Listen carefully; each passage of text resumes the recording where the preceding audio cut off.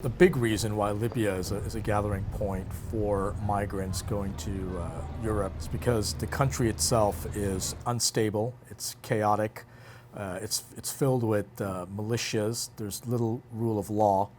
That allows smugglers to bring in tens of thousands of migrants, mostly from sub-Saharan Africa. What happens with these migrants once they're stopped by the Libyan Coast Guard is many migrants have told me that they were robbed off their possessions first, and they're brought back to a detention center.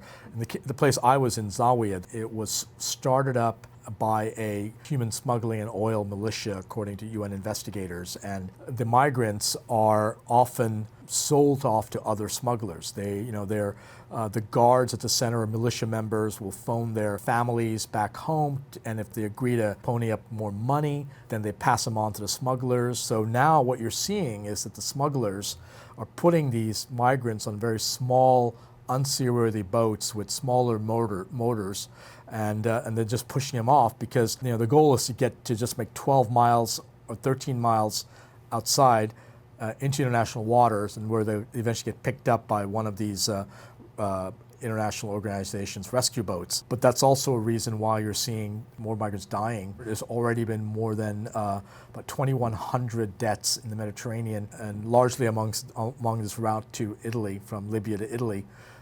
And the summer season is just beginning. This is the peak season is just starting for these journeys. Those who can't afford this or can't get out, many of them languish in this detention center for months and living in very squalid condition. The stench of urine and body odor and people. It's just very, very abysmal conditions.